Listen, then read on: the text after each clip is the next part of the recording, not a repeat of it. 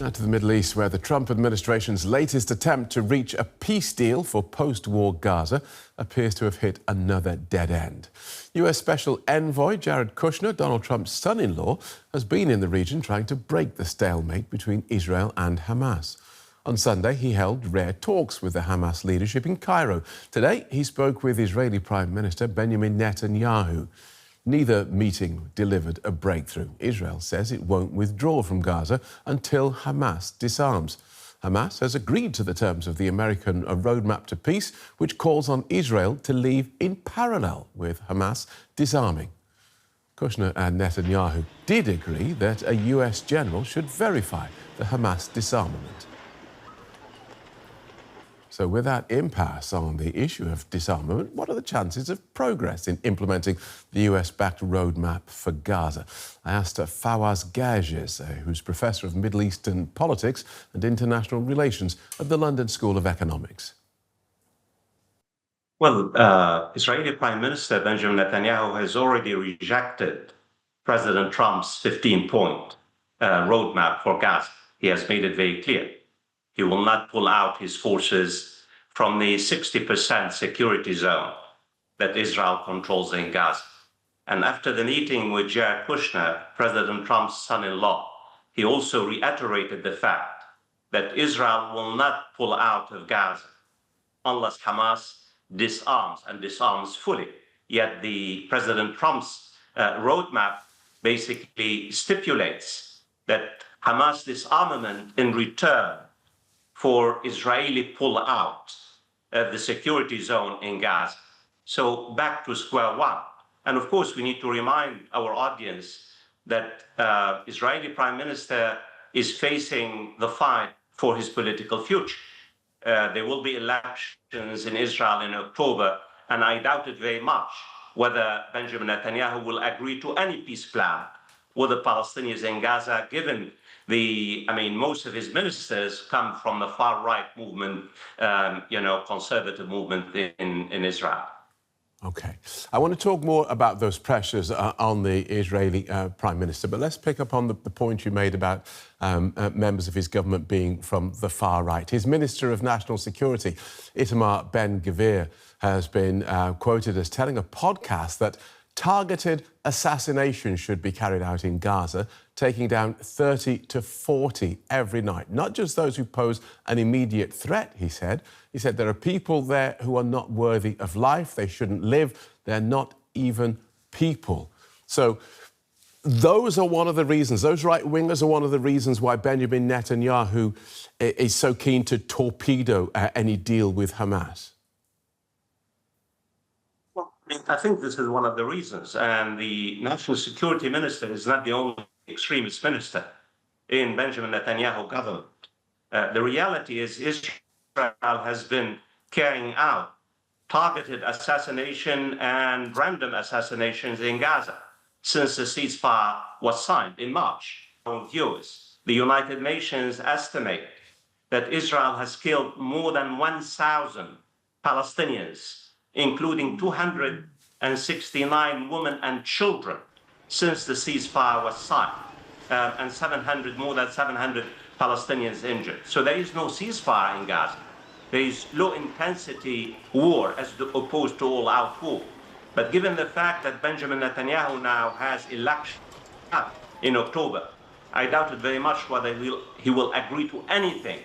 And this really shows very much that this is the first time that Benjamin Netanyahu publicly defies President Trump.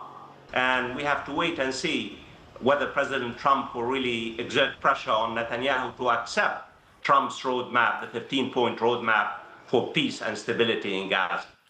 Here's the thing. Why should Israel trust Hamas to keep its word to completely disarm? Israel does not really have to trust Hamas.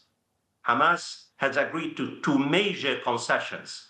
The first one is to forfeit its political authority, to hand its authority to a Palestinian National Committee, and to a phased disarmament.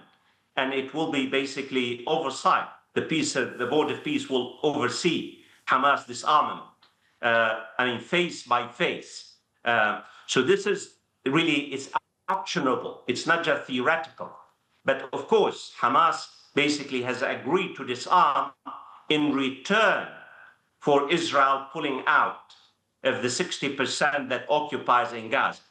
Benjamin Netanyahu does not want to pull out of Gaza unless Hamas disarms fully first, and then basically entertains the idea of pulling out of Gaza. And we need to again remind our audience, Benjamin Netanyahu has ordered the Israeli army already to expand its occupation from 60% of Gaza to 70%. Right.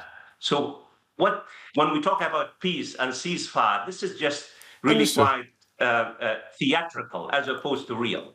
Okay. So as far as you're concerned, Israel should trust Hamas because it's a phased, verifiable process which the US and the Board of Peace will oversee. So let's talk then about the carrots and sticks the US can or might deploy to encourage Mr. Netanyahu's agreement. Well, I mean, I think you would expect President Trump to have a great deal of leverage over Israeli Prime Minister Benjamin Netanyahu. And he does. We have seen him reprimand Netanyahu several times in the past 1 year or so. But keep in mind, Benjamin Netanyahu now is facing the fight for his political future. And that's why it's the first time that he defied President Trump and said no. He rejected Trump's roadmap. And when President Trump was asked about Netanyahu's defiance, he said, well, look, I have good relations with Benjamin Netanyahu, and he has sent Jared Kushner, his son-in-law, to talk to Benjamin Netanyahu. But after 4 hours of talks with Benjamin Netanyahu, what we've seen from Benjamin Netanyahu's office is that the same message, reiterated his message. He will not accept any phased pulling out of Gaza unless Hamas fully disarms first. Right. And what the Trump's roadmap says, phased pulling out. Hamas disarms for basically gradual Israeli pulling out of Gaza. Understood. At this point, obviously we've there covered. is no breakthrough. So what do you think then are the chances of Donald Trump walking away from this whole mess and blaming his failure on someone else? I mean, I think Donald Trump now is overwhelmed. I mean, the priority for Donald Trump is Iran. The priority for Donald Trump is opening the Strait of Hormuz. The priority for Donald Trump is inflation inside the United States.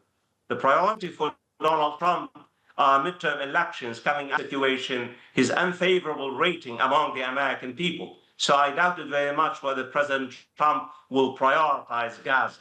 It's Iran now, the Iran war, as opposed to Gaza, and that's why Benjamin Netanyahu can do whatever he wants between now and October, the elections that will take place in Israel. Thanks for joining us again, Professor. Professor Fawaz Gerges from the London School of Economics. Thank you.